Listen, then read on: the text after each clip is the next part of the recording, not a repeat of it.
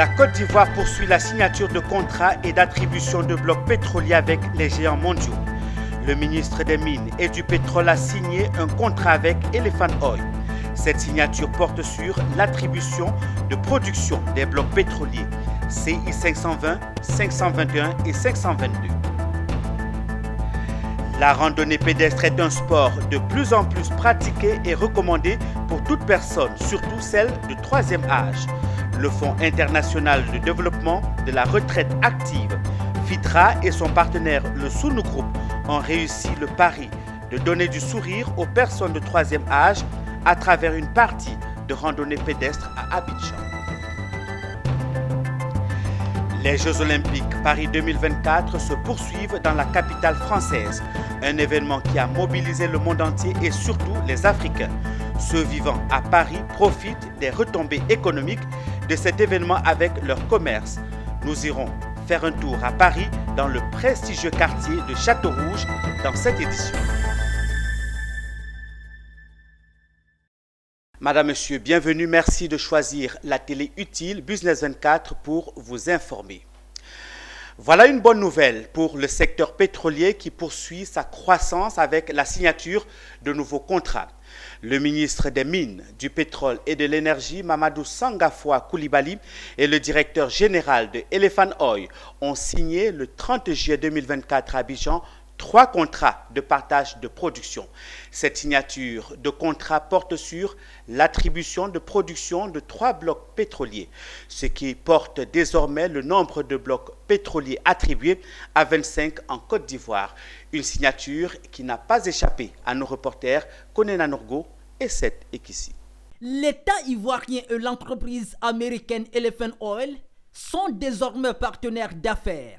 Ce partenariat a été matérialisé ce mardi 30 juillet 2024 au cabinet du ministre des Mines, du Pétrole et de l'Énergie par cette signature de contrat. En tout, 3 contrats ont été signés entre le ministre Mamadou Sangafoua et le directeur général de Elephant Oil, partageant ainsi la production des blocs pétroliers CI 520, CI 521 et CI 522. Et les principaux thèmes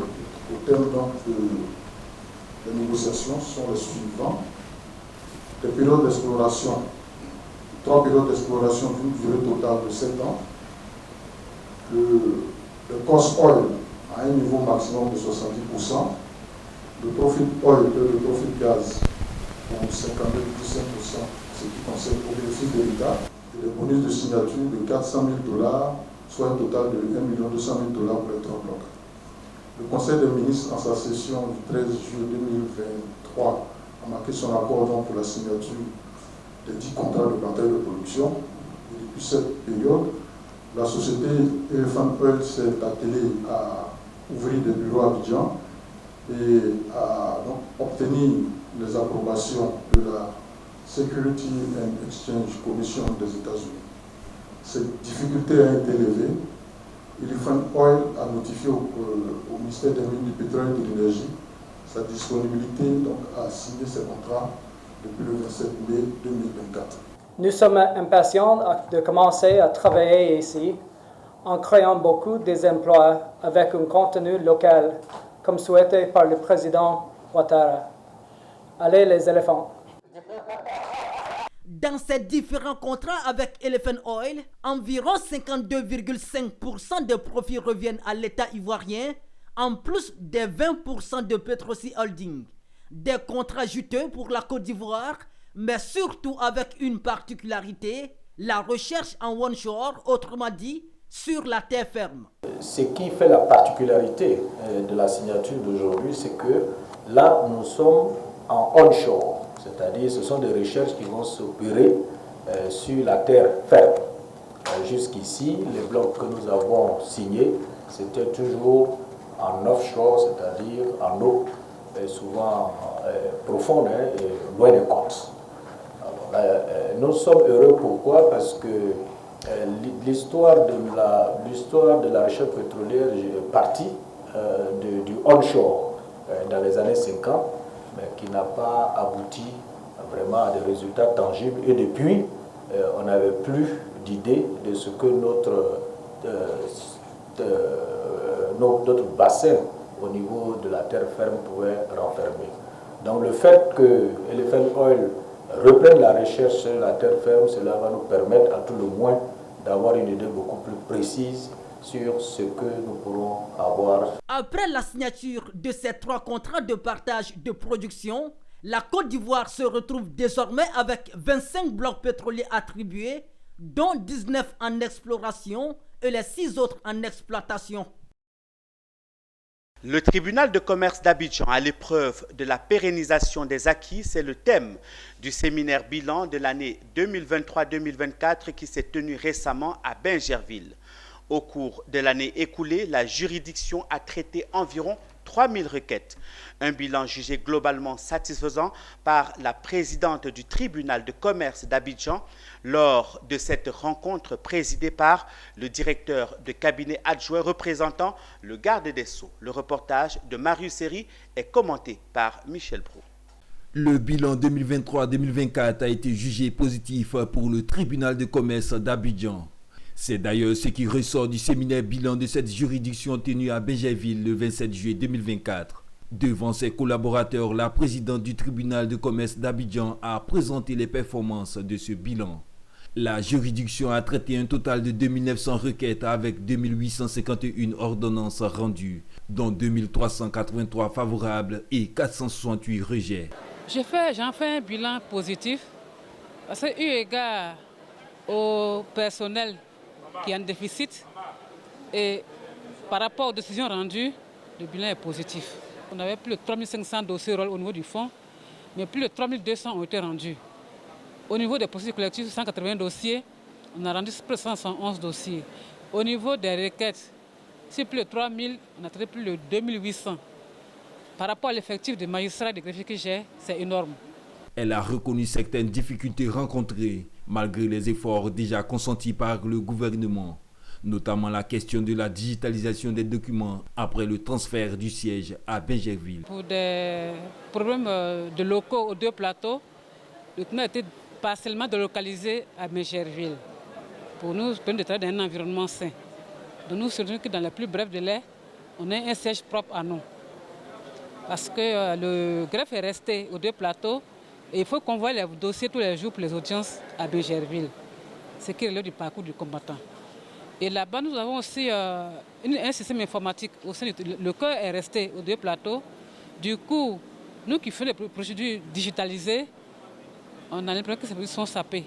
Le directeur de cabinet adjoint représentant le garde des Sceaux a relevé les solutions en cours pour améliorer les infrastructures et les services. Le président du tribunal a tout à l'heure, à ce propos, présenté quelques doléances pour permettre au tribunal de commerce d'Abidjan de continuer dans les avancées. Nous en avons pris acte et nous voulons vous rassurer. Toutes ces questions ne sont pas inconnues du cabinet, qui en est conscient. Les réflexions sont en cours et nous vous apporterons très bientôt des solutions à chacune de ces doléances. Le bilan 2023-2024 montre que le tribunal de commerce d'Abidjan s'est engagé à sécuriser les investissements en Côte d'Ivoire, un rôle crucial dans l'amélioration du climat des affaires. C'est déjà la 8e édition de la Semaine nationale de la propreté.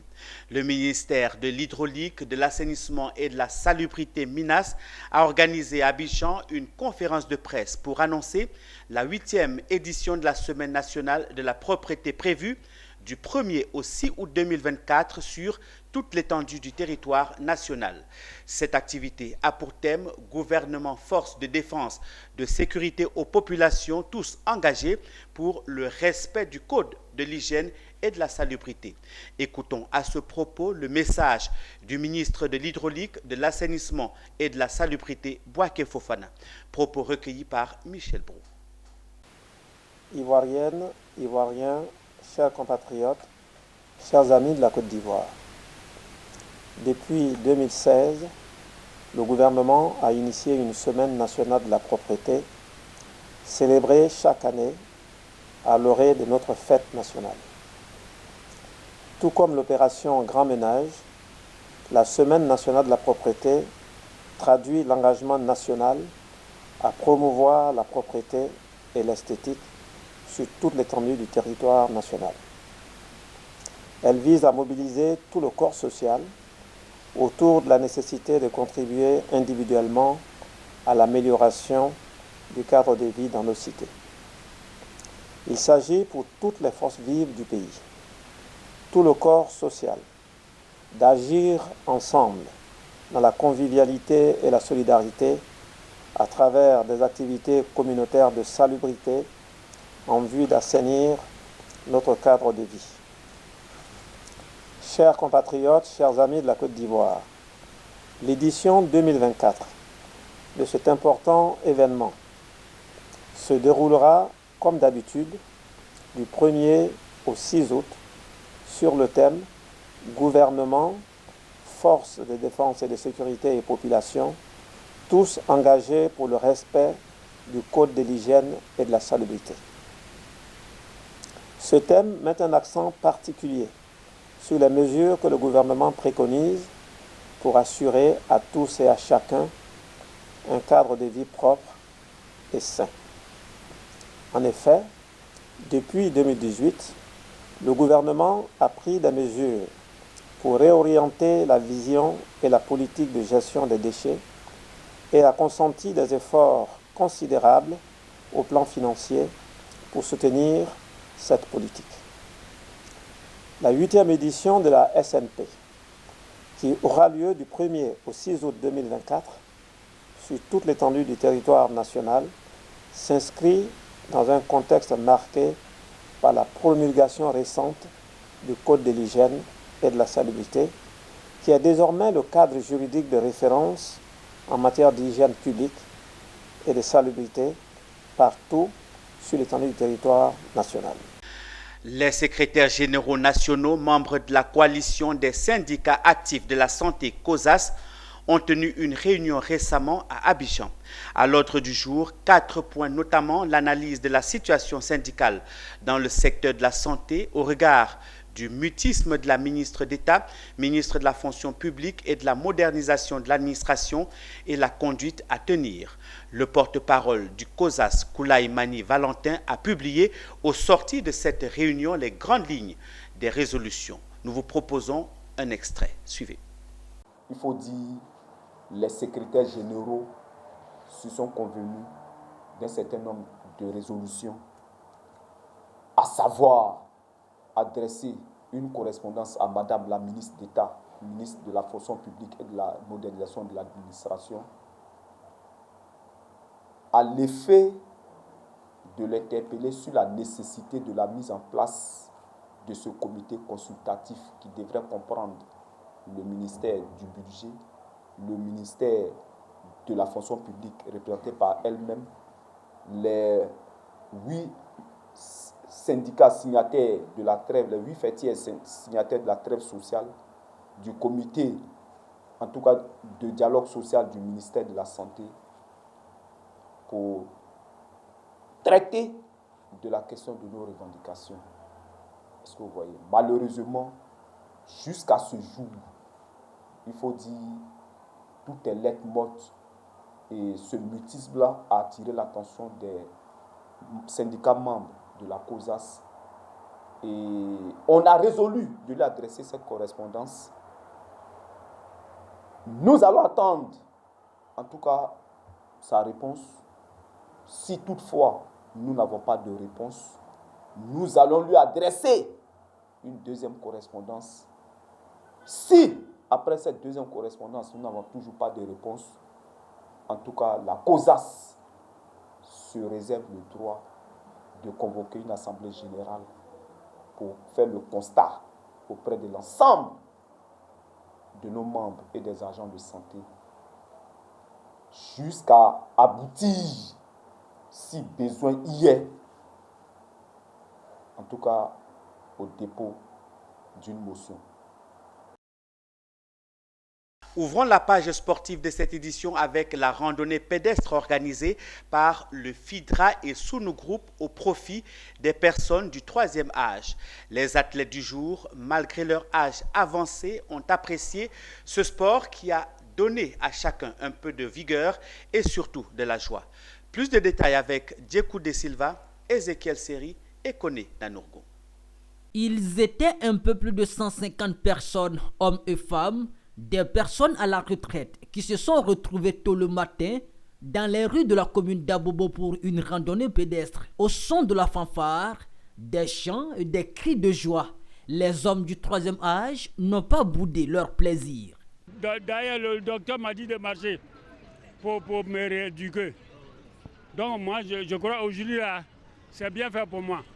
Oh oui, je leur demande que, au moins souvent, ils n'ont qu'à faire un peu de sport à la maison pour leur permettre de garder la forme. J'ai marché avec joie, amour et attente. Voilà. J'ai dit merci au FIDRA parce qu'avec notre âge, c'est pas permis.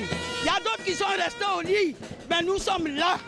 On dit merci à Dieu. Au nom de la FIDRA et de Sunu Group, Amalama Jean-Louis s'est exprimé pour dire les objectifs de cette randonnée pédestre. Nous avons voulu créer ce cadre convivial avec nos papas dans l'élan de nos actions sociales que nous offrons donc à nos clients qui sont des personnes à la retraite.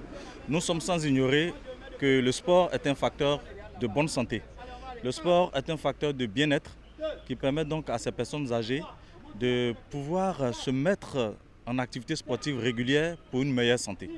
C'est à juste titre que nous avons initié ces marches sportives en partenariat avec Sunu Assurance pour aider et amener nos clients, nos papas et mamans à la retraite à adopter de bonnes pratiques qui vont leur donner donc une meilleure santé. L'un des principaux bienfaits du sport est d'améliorer le fonctionnement du système cardiovasculaire et ainsi optimiser la circulation sanguine. Selon les spécialistes, le sport renforce le cœur et régule la tension. Avec cette activité sportive organisée par la FIDRA et Sunu Group, c'est aussi prendre soin des retraités en améliorant leur bien-être social. Restons en sport pour évoquer cette compétition particulière qui se déroule ici en Côte d'Ivoire dénommée Sagbali. La compétition de combat hommes et dames de cette discipline a été lancée à Abidjan dans la commune de Yopougon avec la première manche, le Niaga des Forts. Organisée par la structure Sagbali Ivoire Sport, cette discipline de combat à l'ivoirienne veut mettre en valeur ses pratiquants. Le championnat 2024 a démarré sous le thème « Les muscles et la force, quelle place dans notre société émergente ?» Mon désir Nascimento nous en dit un peu plus. C'est lancé. La compétition de combat à l'ivoirienne Sagbali Sport 2024 a démarré à Abidjan dans la commune de Yopougon. Il se veut une compétition nationale dont l'objectif est de se rapprocher de la jeunesse des quartiers ou communes chaudes afin de détecter de nouveaux sagbasseurs et sagbasseuses qui sont des pratiquants, hommes et femmes, de cette discipline. Goli Herman, commissaire général de cette compétition, a annoncé les grandes étapes. Il a ensuite souligné la bonne santé de cette compétition qui est en cours dans plus de 14 localités du pays. Évidemment, Sagbali, pour cette année 2024, débute ses activités avec un petit retard. Aujourd'hui, c'est la première compétition dénommée le Niaga des Forts. Voilà, il s'agissait de voir des sagbasseurs en compétition individuelle. Et différentes villes se sont affrontées aujourd'hui. La commune de Yopougon vient de l'emporter au niveau des hommes et la commune d'Atekoubé au niveau des dames. Aujourd'hui, le Sagbali se porte très bien, véritablement très bien. Nous avons augmenté le nombre de fédérations. Et bien sûr, aujourd'hui, nous étions dans 7 villes. Aujourd'hui, nous sommes présents dans plus de 14 villes de la Côte d'Ivoire et ça fait véritablement plaisir. Et ça, c'est à saluer. Merci surtout au comité d'organisation, aux promoteurs et à toute la grande équipe Sagbali Ivoire Sport. Le Sagbali Sport a reçu du soutien, notamment l'appui de Touré Souleymane, directeur général du guichet unique de l'automobile. Il s'est engagé à accompagner l'initiative au nom du président de la République.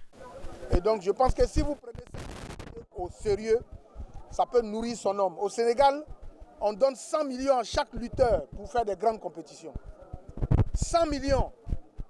Et nous ici, on ne peut même pas trouver 1 million pour encourager le lutteur. Si on veut que ça devienne attractif, il faut y mettre de l'énergie et des moyens. Et moi, je suis parmi les personnalités qui accompagneront ce sport. Et c'est ce que le président Alassane Ouattara demande, que nous soyons proches des populations, que nous soyons proches de ceux qui ont besoin de notre accompagnement pour ce genre d'initiative. La première manche de cette compétition a été le Niaga des Forts, une manche qui a connu 2 vainqueurs, notamment dans la catégorie dames, Kanga Joséphine qui bat la sagbasseuse Dreunou Christelle de Yopougon. Chez les hommes, le vainqueur est Koné Akash de Yopougon face à Ouedraogo Aziz du Sagbali de Port-Boué.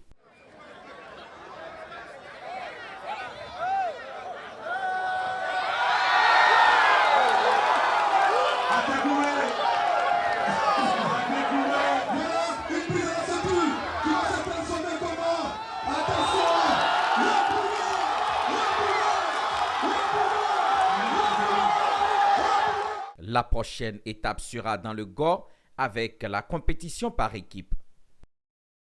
Toujours en sport, rendons-nous à Paris où se déroulent les Jeux Olympiques. Difficile de visiter la capitale française pour Africains de l'Ouest sans mettre les pieds dans le quartier de Château-Rouge, encore appelé Petite Afrique.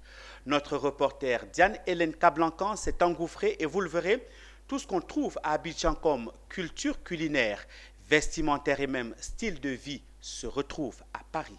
Suivez. Si vous voulez être en Afrique, tout en étant à Paris, faites l'escale incontournable dans le 18e arrondissement de Paris, dans le quartier commercial de Château-Rouge, encore dénommé le Paris africain. C'est ici que nous retrouvons l'ivoirienne Sali Sangaré. Dans ses rayons de produits cosmétiques, point de marque française, tout vient de la Côte d'Ivoire. Les crèmes qui viennent de la Côte d'Ivoire, vous voyez des romans. Aussi, c'est des pagnes aussi qui viennent de la Hollande, des pagnes hollandaises. Et la nourriture, la musgueille, les crécrés, les arachides, tout ça, ça vient de la Hollande.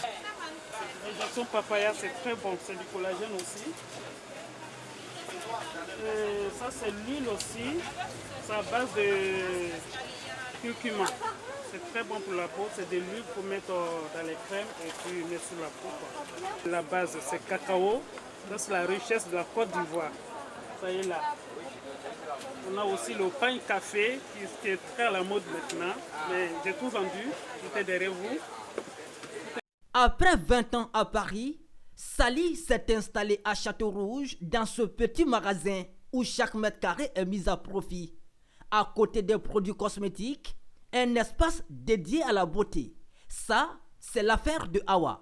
Je fais les cils, les soins de visage, le gommage, les tatouages, le massage. Ça se passe bien? Oui, ça se passe bien pour la danse. Vous êtes là depuis? Oui, je suis là, ça vaut 3 ans maintenant. L'esthétique, mais aussi la coiffure, tout y est. Oui, ça va, non? La dame, elle est bien coiffée? Oui. Oui. Ah, ok. Mais vite, parce qu'il y a des clients qui attendent là. Mais Shampoing était là Ça se passe bien? Oui, ça va, vraiment, on gagne un peu. Tout se passe bien. En tout cas, quand je viens, bon, elle m'accueille très bien, elle s'occupe très bien de moi. Et la couture aux mains de Diakité Moussa. On fait un peu de tout. Hein. On fait couture dames et hommes. On est avec nos grands frères ici. Ces Ivoiriens ont eu le nœud creux de fédérer leur énergie en menant leurs différents business dans un même local. Avantage, ils supportent ensemble les charges liées à la location et autres dépenses fixes. Mais Château-Rouge est surtout connu pour son commerce alimentaire qui constitue 80% des installations. Ici à Paris, on parle, on s'habille et on se coiffe comme en Côte d'Ivoire. On mange également comme à Babi. Et les produits exotiques venus tout droit d'Abidjan se retrouvent dans ce magasin de la 26e rue des Poissonniers. Et nous sommes spécialisés que dans tout ce qui est alimentation africaine, précisément de la Côte d'Ivoire. Là, comme vous voyez, nous avons du noodle de la Côte d'Ivoire, arôme, plein de choses, arachide, qui est du Togo, je crois, Togo, Cameroun. Après aussi, on a du poisson thon de la Côte d'Ivoire, qui est très bon, qu'on le vend. Après, il y a bien d'autres choses aussi.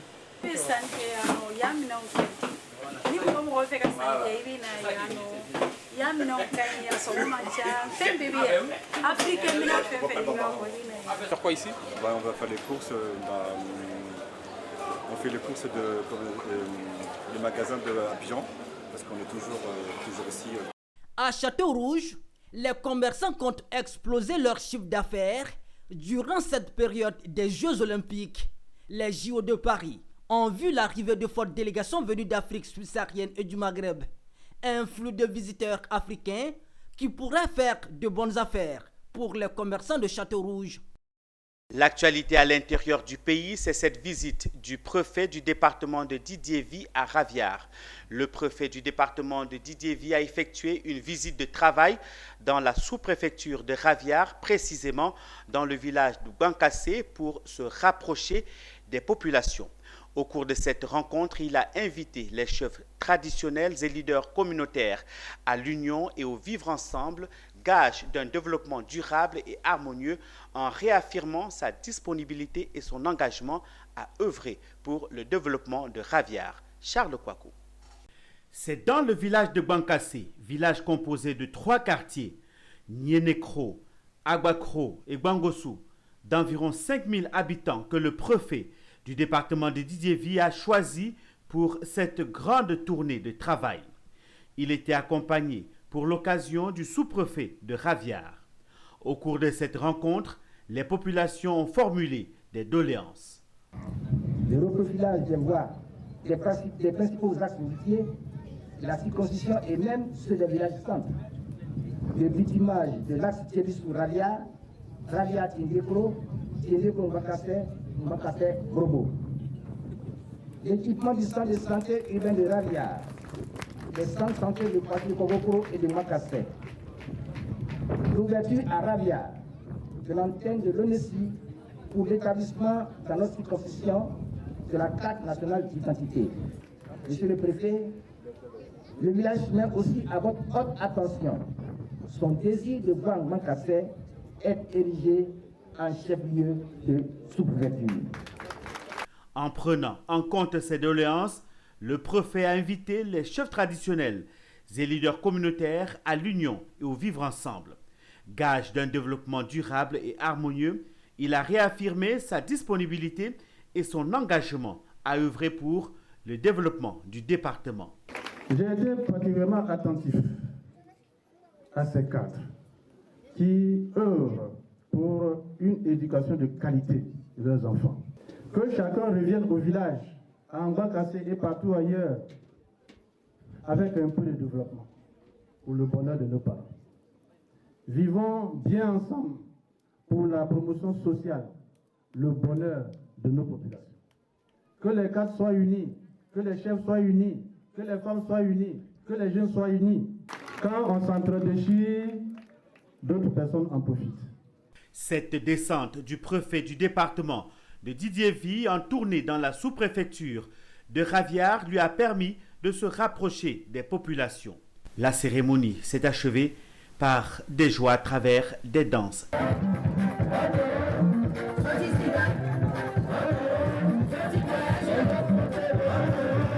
Poursuivons avec ce tournoi de vacances qui se déroule dans le Guémont. 13 équipes issues des villages de l'axe Djouekwe d'Ibobli sont à l'assaut du trophée Seredo Célestin, président du conseil régional du Guémont. Ce tournoi de la paix et de la cohésion sociale retrouvé dans le département de Djouekwe est un prétexte de renforcement de la cohésion entre les jeunes de la localité. Théodore Kanga. Le village de Tobli Bangolo, dans le département de Djouekwe, région du Guémont, a abrité le 27 juillet dernier le lancement de la première édition du tournoi de la fraternité doté du trophée Seredo Célestin. Ce sont 13 équipes en lice pour la conquête des Dames Coupes. Cette première édition du tournoi de la cohésion retrouvé dans le département de Djouekwe a été une occasion pour les initiateurs d'inviter la jeunesse au travail et à la culture de l'amour et de la paix. Cette cérémonie, on a voulu la faire pour une cohésion entre les jeunes de Las-Wenlo, parce que depuis un moment, nos grands frères l'ont fait, mais à un moment donné, les jeunes ne se connaissent pas. Donc c'est une initiative de tous les présidents de Las-Wenlo. Alors, quand je dis Las-Wenlo, c'est la route de Dalo à Djouekwe, dans la sous-préfecture de Guézon, à partir de Dibobli jusqu'à Djouekwe. Donc la première édition, aujourd'hui, c'est à Tobli Bangolo. Et les années qui viennent, ça va tourner dans les villages. Et c'est pour amener les jeunes vraiment à se connaître et puis à devenir un. Djomande Los, représentant le président du conseil régional du Guémon, parrain du tournoi, a salué cette belle initiative avant de prodiguer quelques sages conseils aux participants. Alors, comme on le dit, le sport n'a pas de couleur, ça n'a pas de coloration politique et de religion. Cet événement a été institué par les jeunes, mais encouragé par le ministre Cérédo Célestin, qui est le président de notre région ici. Alors il m'a demandé donc de le représenter en tant que parrain, ainsi que le départemental Doumia, DG Doumia Ibrahima. Ils m'ont tous commis de venir les représenter cet après-midi pour encourager les jeunes au travail, à l'union et n'est-ce pas au développement de notre zone. Parce que c'est ensemble et dans la paix que nous pourrons développer notre région. Après le coup d'envoi, le match d'ouverture a opposé le FC Tobli Bangolo et le FC Penarol de Nanandi. Au terme des 90 minutes du temps réglementaire, l'équipe du FC Penarol de Nanandi a battu par tir au but Tobli Bangolo par un score de 1-0. 2 semaines durant, le village de Tobli Bangolo sera une destination des amoureux du football. Allons à Ouangolodougou à présent. Il s'est tenu récemment à Ouangolodougou la 3e réunion ordinaire du conseil régional au titre de l'année 2024. Une occasion pour Téné Birahima Ouattara, président du conseil régional du Tchologo, de remettre des permis de conduire aux récipiendaires au nom du conseil régional. Aussi, il a été question de discuter du budget primitif qui va servir à la réalisation des projets dans les secteurs prioritaires que sont l'éducation, la santé, l'hydraulique ou encore la voirie. Le compte rendu de cette 3e réunion ordinaire avec Ouattara Daouda.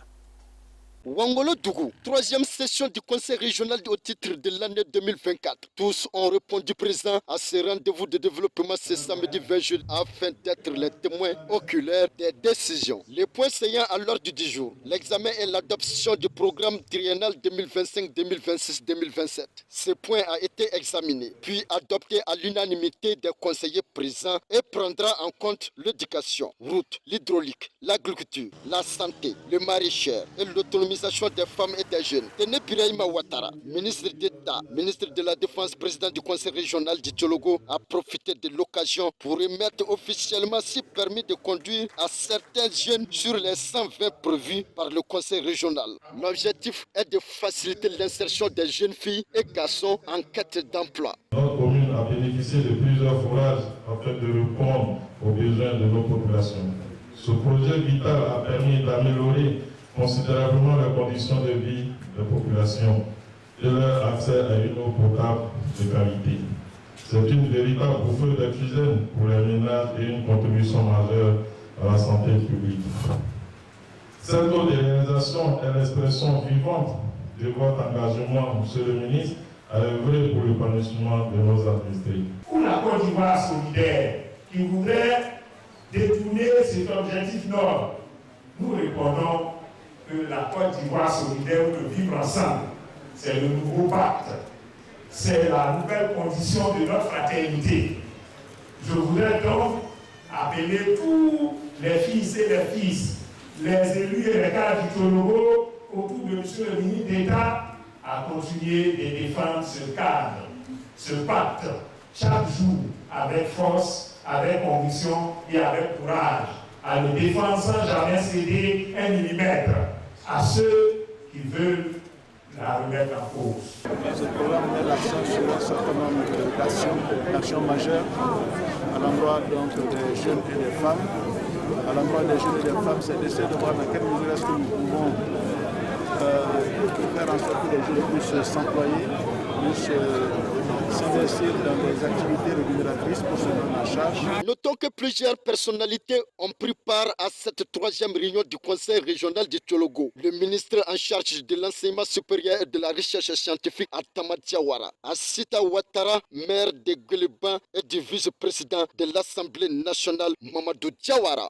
L'actualité internationale en images à présent. La fondation Mastercard prévoit de mobiliser 4,7 milliards de dollars pour soutenir l'éducation et l'emploi en Afrique au cours de la prochaine décennie. Ces engagements financiers couvrent une gamme de programmes comprenant l'éducation, l'entrepreneuriat, le travail, les soins de santé et les programmes spéciaux. Rappelons que plus de 65% des habitants du continent ont moins de 30 ans. Le chômage des jeunes représente un défi majeur qui ne peut être surmonté que par le biais d'actions urgentes sur le plan de la création d'emplois et de l'acquisition de compétences. Toujours en images, l'Éthiopie a obtenu un prêt de 3,4 milliards de dollars du Fonds monétaire international avec un décaissement immédiat d'environ 1 milliard de dollars. Ce financement s'inscrit dans le cadre d'un accord de facilité élargi de crédit d'une durée de 4 ans. Celui-ci permettra au pays de remédier au déséquilibre macroéconomique, rétablir la viabilité de la dette extérieure et jeter les bases d'une croissance plus élevée, inclusive et tirée par le secteur privé. Madame, Monsieur, merci de nous avoir reçus chez vous. C'est avec cette information que nous refermons ce journal proposé par la rédaction. Merci de l'avoir suivi.